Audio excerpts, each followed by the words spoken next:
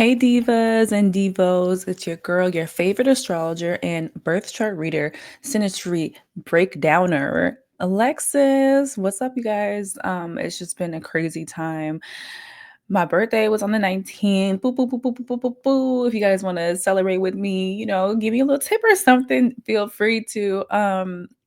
Yeah, y'all, we in this. We in this inauguration, all of everything that's been going on in the world has just been it's been insane. Like I saw somebody on TikTok, they were like, I feel like there's like 100 different timelines happening at once right now. And I'm just like, girl, it sucks. It sucks. It sucks. It sucks. Like really, really reaching out to all of my members of the queer community, LGBTQ community. Um, those are seeking refuge from their war-torn countries. They try to seek refuge in a better life in America, and unfortunately they're just cast out. They're looked at as undesirable. Those who are, working class Americans, working class citizens, just trying to get a leg up in the system, and you're completely getting smacked down with these provisions and these government structures and entities that want to see us struggle, that want to see us in pain, want to see us distraught, and want us to cling on to the government to save us. But truthfully speaking, the government does not care about us, right? It's just like the corporation.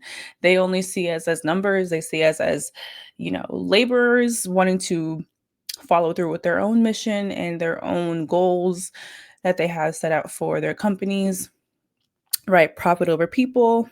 But we're on Pluto and Aquarius, y'all. This is the time when people are going to be getting woken up to the bullshit. You know what I'm saying? Like, if you haven't been hip to it, listen, I got Mercury in Aquarius. I've been seeing this shit coming. I said, all right, yeah, the girls are just gonna viva la Bushiana. Okay, the girls are gonna come through. It's just gonna take them a little time, but it's all about class solidarity, right? What side are you going to pick when the time comes? And we will see. So, this is not the time to scurry and scramble and scream. I mean, if you honestly, the way that you cope with it is the way that you cope with it, right? If you want to scream, if you want to yell, if you want to journal about it, if you want to type about it, do all the things to exercise these heavy emotions, right? Because it's heavy. Like, literally, day one, this nigga has been acting a fool. Like, I can't really believe that we're here, but here we are. There's no going back, right? There's only moving forward. And this is the time to really strategize, really get to know those people who are going to be in your corner, those people that are going to support you and support your goals and your mission, and figuring out what your purpose is. Some people might be woken up to their purpose being, community engagement, spreading awareness to, different marginalized communities. This is the time where we really have to garner a sense of a sense of identity, because Pluto and Aquarius is all about groups. It rules over the 11th house. So we're going to see people clinging to groups like crazy, but it's important to, you know, be discerning about the group that you associate yourself with, the organization that you associate yourself with, because I mean, it's just all about, you know, having your own identity, your own sense of mind, your own sense of morality, right? Um it's just a crazy time. It's a crazy time to be alive, but I feel like, I don't know, God chose us to be a part of this piece of history, this time and this period for a reason. Um, Especially those with Aquarius placements, like we're really getting like, you know what I'm saying? We're really getting that battery in our back to be like, oh, like now is the time. Now is the time more than ever to really pop your shit. Really pop your shit, because it's like, bitch, you know how fucking sickening you have to be for literally government structures to come in and try to rule you out. That's because they know how powerful people are in numbers, right? So they have to try to divide, they have to try to confuse. But if we all come on one accord, right? And we have a common mission in hand, bitch, we're unstoppable. But yeah. Yeah, you guys, it's crazy. I'm gonna be making more content about Pluto and Aquarius and just like my predictions and things like that. Um, and like the show continues, the show goes on until I die. Okay, until I'm 6 feet under, the show goes on, y'all. We got to be resilient. This is not the time to, be scared or be fearful. Even if you do feel fearful, it's fine, right? It's fine. Feel it. Feel through all of it. Feel through the difficulty. And then once you felt it, then it's time to strategize. Okay, I got to get my affairs in order. I got to get my finances in order. You know what I'm saying? If I want to travel, I got to get that shit in order. Like everything that we're supposed to be doing, everything that we have a goal in mind, this is the time. This is the time now more than ever to really step your shit up, right? If you have if you have passion, step that shit up. If you have a partner and post that shit, like, this is the time to not hide. This is the time to be prideful and show up. And yeah, it's just crazy. But all that to say, y'all, we are going to be good. I know it's easier said than how it feels, how easier said than done, but we are good. We got this. Like there at some point there has to be a tipping point, and we're not at that stage just yet, but know that it's here. It's here. And we just have to make the best of it, y'all. We have to make the best of it. That's the only way that we're going to get through this. Okay. But yes, you guys, now that I got out the way, yeah, this is gonna be like kind of like a podcast episode type tea, because I literally woke up like an hour ago, but I was just like, hey, we got to get to it. We got to get on board. We have to produce. We have to make our content. We have to do all the things. We can't let, certain limitations hold us back. And I mean, my hair's not done. So I'm just going to be a circle for this video. Yeah. But okay, you guys, I just wanted to run that little by you. And of course, if you guys want your own personal reading, make sure you email me at goldenflamehealing@gmail.com, or click in the bottom or my link tree just to see my Calendly and see what times I have available for you. Okay, let's get into it. So I was just briefly on Twitter, and now known as X, I was just seeing a picture of like Robert Pattinson and his now fiance Sugar Waterhouse, and I was like, yeah, purr. Like they're cute and everything, but I was just like, what happened with Robert Pattinson and FKA Twigs, because they was cute. You know what I'm saying? No shade, they was cute together. Like they were cute, but I just wanted to take a look. And let me just give you guys a brief timeline if you guys are not aware of FKA Twigs and Robert Pattinson's romance. So they met in 2014, right? They met through some mutual friends. I believe that they saw her in concert because FKA Twigs is an artist. She's a dancer. She's a director. She's a creative artist. Like, I love Twigs. Like, this is a Twigs stan account, okay? So they got together in 2014, and they were actually engaged in 2015. And the two never publicly confirmed their engagement. Upon being asked about the engagement rumors, Pattinson would publicly state, like, I guess I'm kind of married, kind of engaged. I guess I'm kind of, enthralled. By 2017, the two broke up, and Twigs reflected on the time when she was with Pattinson, and throughout the duration of their relationship, Twigs said that she received countless of racist messages from Robert Pattinson's fans. Like they would call her monkey. Like whenever there was a picture of her, they would I guess like edit her on pictures of monkeys, or like have monkeys next, like side by side with whatever she was doing. And it made a big impact on her mental state at the time. And then it was crazy because she's a dancer, right? You have this tool that's your body, and you put it through this constraining effort constantly, back to back to back. And even after the breakup in 2017, she was actually diagnosed with fibroids. So she was sick, she was ill, and she was dealing with the ramifications of not only breaking up with her partner, right, breaking off an engagement, but then now she's sick. it was a hard time for Twigs. I really, really feel for her. And then after that, she dated motherfucking Shia LaBeouf. Oh my God. And she accused him of sexual battery, assault, and it was just crazy. It was a crazy time for Twigs, and I just really feel for her. I really do feel for her. That's why I was like, "Ooh, let me go make a video for her because we love Twigs over here, right?" She is just so incredibly talented and just so like she is literally the antithesis of an artist, okay? And she also made an album after her breakup with Robert Pattinson called Magdalene, right? And this was used as inspiration from Mary Magdalene, right? This is the character in the Bible that she was a prostitute, but she was, known mostly for washing Jesus's feet with oil and tending to him, right? And she stated, quote, an incredible woman who was always in the shadow of a man. So she used the relationship that she had with Robert Pattinson to inspire this work. I think she used it to inspire that song, Cellophane.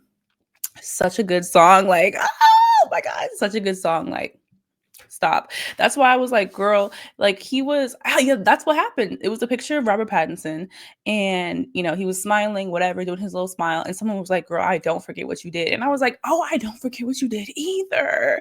You hurt my girl. You hurt my sis heart. And now that you with this lady, now you just like, don't care. And it also sparked my interest because I just recently watched I had like a whole like Twilight watch-a-thon with my friend, and I'm just like, girl, like this man. But yeah, I wanted to look at their synastry to see like what could have happened, what went wrong, maybe what are some things that were transpiring. And yeah, I just want to preface that these are not fact. These readings are for entertainment purposes only. These are fully my opinion, and yeah, based off of my astrological observation, I'm making this video to determine the synastry between these two individuals. Okay, now let's move on. All right. So the first thing that I seen, the first thing that I seen is that the one of their most one of their biggest aspects that they have is this mean old square that they have. They have this mean square between their Mercuries, y'all.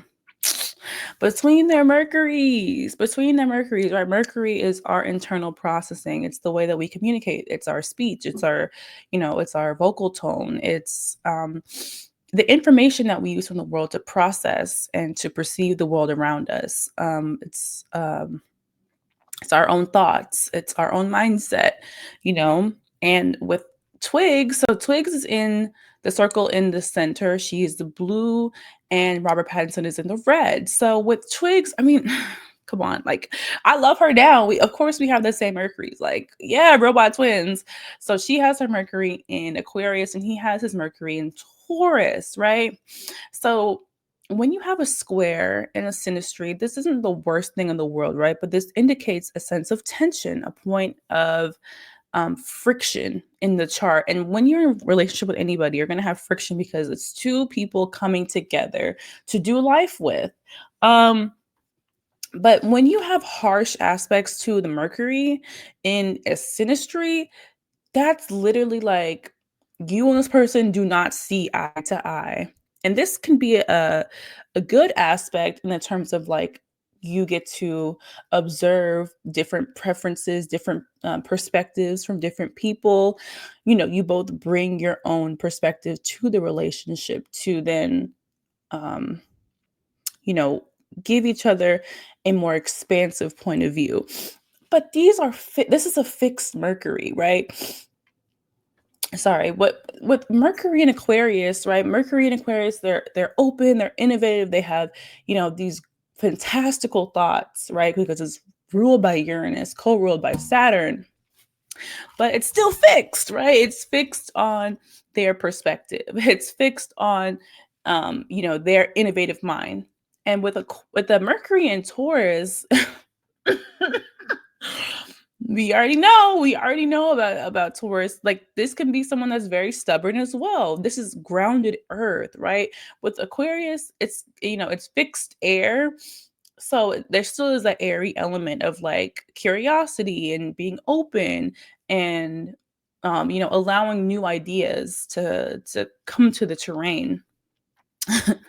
But with grounded fixed earth, it's like this immovable object. It's like, no, like this is my opinion. I'm gonna stand on it. Like like just very much that.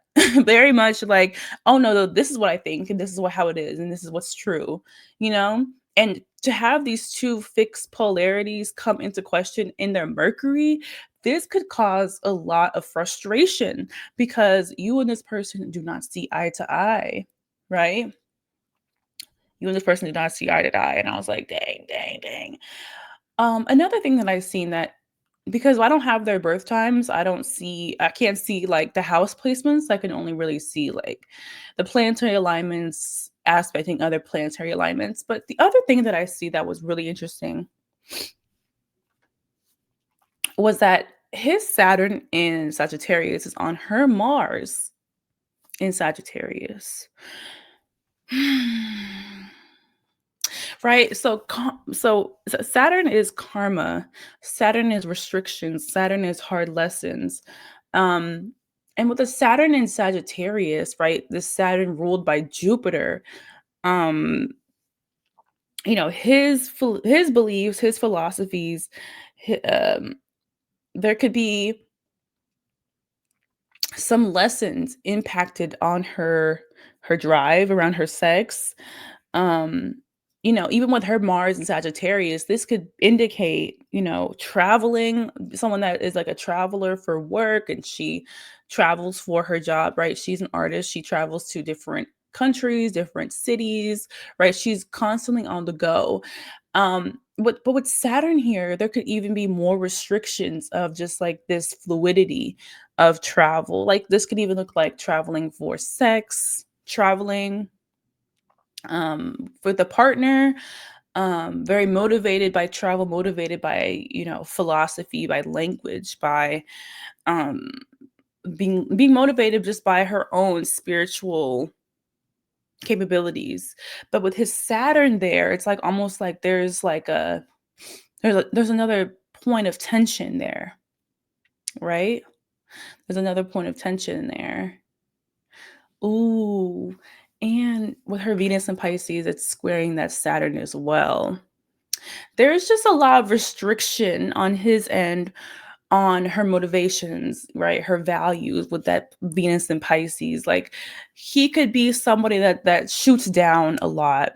This could also be because of this conjunction with Saturn and Mars. This could also be like, let's say, because you're constantly traveling, you're away from this person, it's hard to have that reconnecting feeling, right? Especially when it comes to intimacy, because you're traveling, you're away, you're tired, you come back, you just want to like feel your partner's embrace. But there's like a little bit of um there's just like a little bit of lesson. There has to be like, okay, let's do this again. Like, like there has to be like some sort of um I don't want to say I don't want to say like relearning, but also kind of just like relearning this person, relearning their sexual desires, their sexual appetite. And, you know, that may not be the most sustainable, but I feel like with Saturn, right? Because Saturn is lessons, it's rewards over a period of time.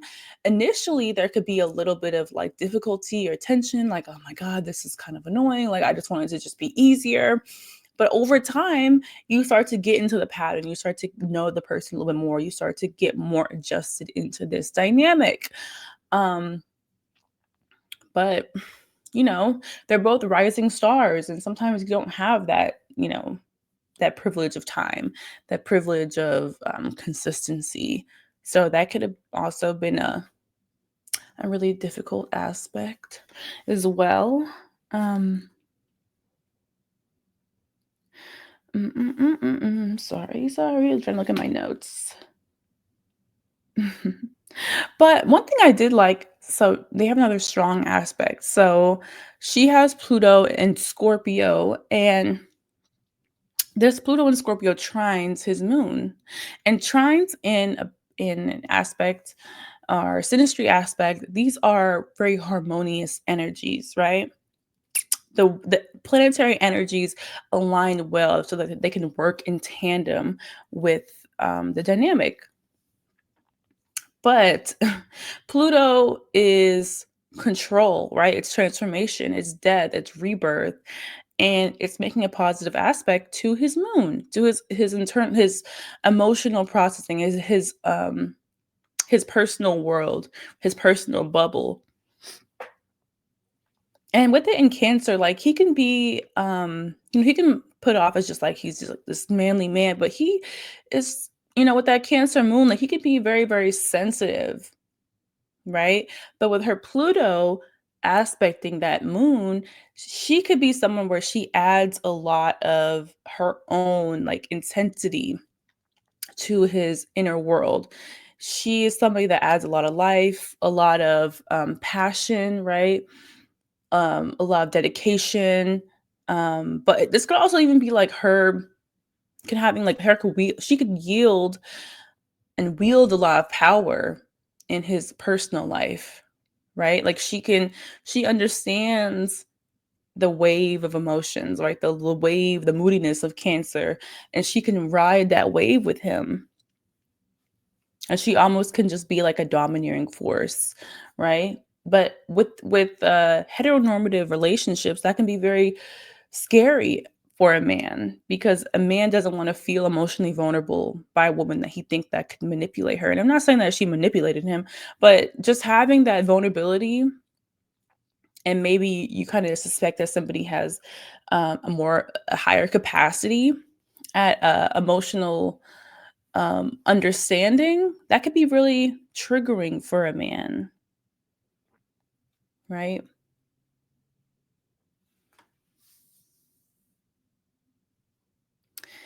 Where is it? Where is it?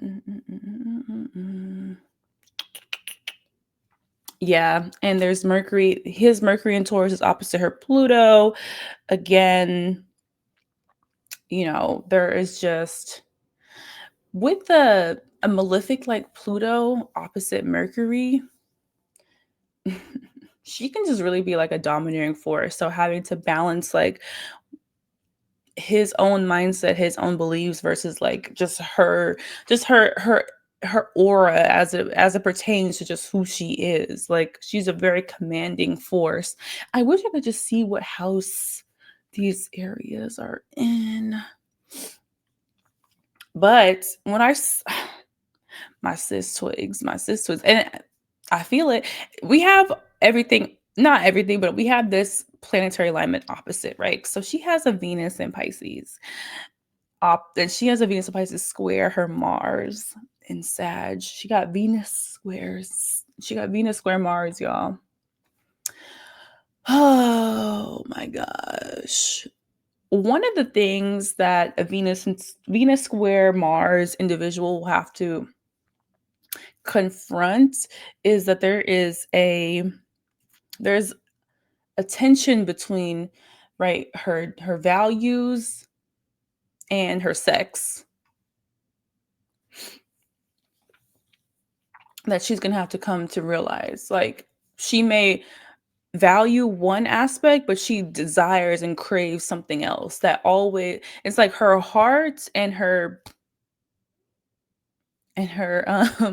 Tucci are in a battle with that. But squares are moments where we can come into awareness of ourselves, that we can work on a certain aspect, work on a certain um a certain energy within us, right? And for her, right, like if you go to her story, she is this mixed race child growing up in London, like being surrounded by people who don't look like her, being bullied, never really feeling like she was enough, never really feeling like she was understood, always feeling like othered, right? And especially even with her own disposition, right? She is this eclectic alternative artist, alternative person, especially with that Mercury and Aquarius. Like she just thinks differently. She views herself differently. And people may not be hip to catch on to what she's got going on, right? But even the fact that she's a Capricorn sun, she's gonna ride to the top, but it's gonna be a little bit different because she has that Mercury in Aquarius. Like she the way that she, perceives music, the way that she um understands art, it's very, very it's Aquarius, right? It's almost interdimensional, right? Like she is light years ahead of her peers, ahead of her contenders, right? But she still has to work and prove herself. And I think that one of the things that Capricorn placements in general, Saturn rule placements in general have to understand is that your value is not tied into your work, right? Your work ethic does not equal your worthiness, right? It's an indicator, but it's not everything, right? I remember in an article about her, she said, whenever she's on stage, she's not perceived as, less than. Whenever she is pole dancing, she's not perceived as less than. She's not being looked at as a weird person. People recognize her artistry, people recognize her athleticism, right? And that's when she comes alive, that's when she feels seen.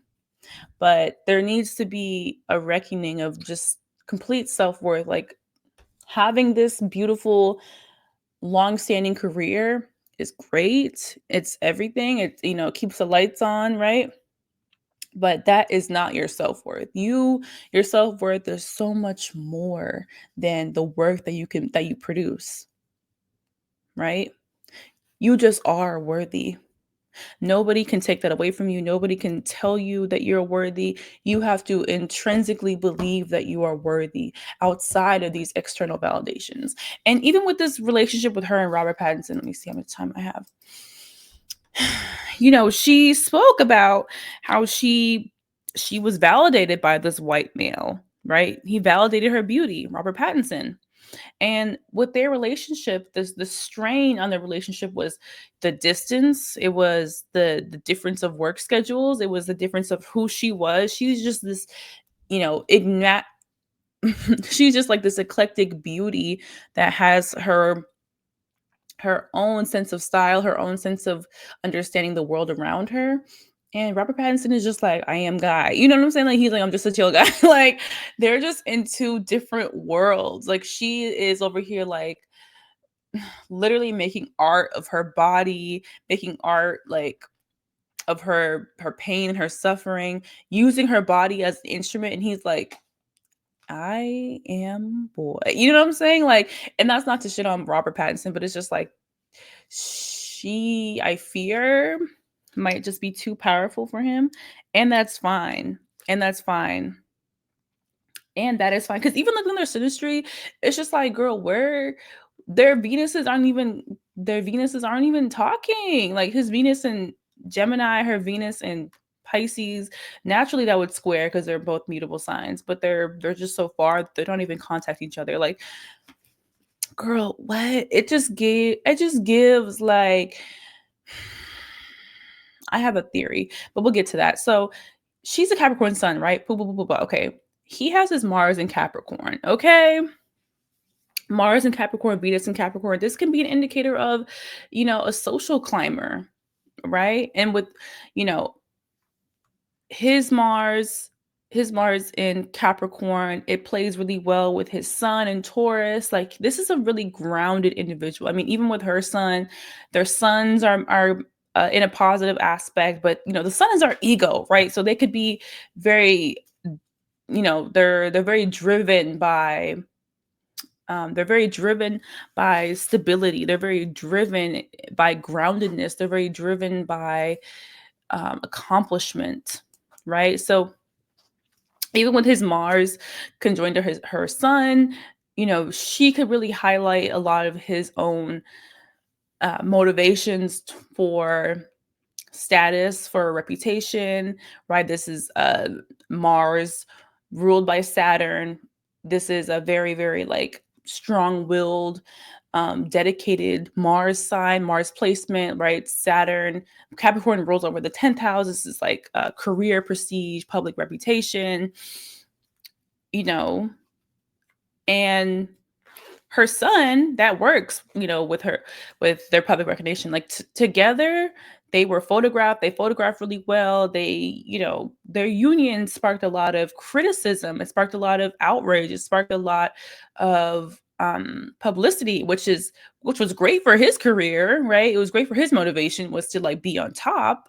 But for her, it's just like she got burned in the process, right? Because when you get too close to the sun, it can burn you. And because, right, he is this white male artist, actor, and he was like right on writing the coattails of Batman, and she's looked at as like this indie artist. It's just the way that they were, like, them two together, their reputation, their image works well because they're both artists, they're both well known, but in the way that they're perceived together and just like their own different, the worlds that they come from, they're so different. And I think there was a lot of compromise on Twig's part, but there was not a lot of compromise on Robert's part, unfortunately. Because I mean, he has this Venus in Gemini, like he likes a little bit of variety. You know what I'm saying? He likes a little bit of fun and spark in his relationships. This can be kind of like a tireless Venus placement, right? Venus ruled by by Mercury, like he needs a lot of stimulation in his relationships. And I think that Twigs gave that to him. But it was a different type of stimulation, if that makes sense. Like it was a more of an eclectic philosophical stimulation. And but what's so interesting too is that her Chiron is conjoined to his Venus. So Chiron is the wounded healer. Chiron represents like a wound that we have that is this unhealed wound that we use and we acknowledge so that we can help other people, right? But with Chiron and Gemini close to that Venus, it's like there could be a lot of healing with this relationship. Um, I'm sure that he helped her a lot deal with her own wounds. Even with this in Gemini, like having a lot of those like childhood wounds that affected her mentally, right? Because this is ruled by Mercury. But that's cute. That's cute. I like that. But this could also just like someone could understand your wounds, but do they have the complexity to work with you through them, or like are they just gonna like observe them and you're just like, okay, yeah, you know what I mean? But one thing I like about it is that Twigs is gonna have her nodal return. Oh, woo! She's having her nodal return in Pisces, her south node in Virgo. So nodal returns could significate what, English? Nodal returns can signify moments in our life where we have a sort of spiritual development. Um, and I mean, she has Venus in Pisces, so she's gonna have her Venus return. So this could even just look like, I mean, her North Node is ruled by her Jupiter in Aries. Girl, we have a lot of placements together, like mother. But her her North Node is ruled by Jupiter in Aries. So this could even look like her like doing another project. Um, this could even look like her doing like a documentary or some sort of like, you know what I'm saying, a project that is self-focused. This could look like another world tour, something big as it pertains to like her sense of self. She might even have a baby. I don't know. She might even have a babe. She might even have a babe. And I wish that his Jupiter was a little bit closer to her Venus, but I mean, he has a Jupiter in Pisces. She has her Venus in Pisces. Like, let me see how far. Yeah, Venus and Pisces, Jupiter. Yeah, it's too wide of a conjunction, but, like, if it was closer, that would be a really cute placement for marriage, right? Because Jupiter in a woman's chart, that's the husband, um, and Venus is obviously it's our love, it's our values, it's relationship, it's harmony, so that would've been really, really cute, but it's there. I think it's closer to her north node than anything. Hmm, I wonder. Her Jupiter in Aries squares his sun. I mean, no, squares his Mars. Again, mm, Jupiter expands whatever it touches, and that Mars, she could have been very, very giving to him, very giving to his motivation, giving to his career. I mean, she probably she compromised a lot for him, and I'm sure that he was like, "Dang, girl, that's crazy. You're beautiful," and she was just like, "Okay."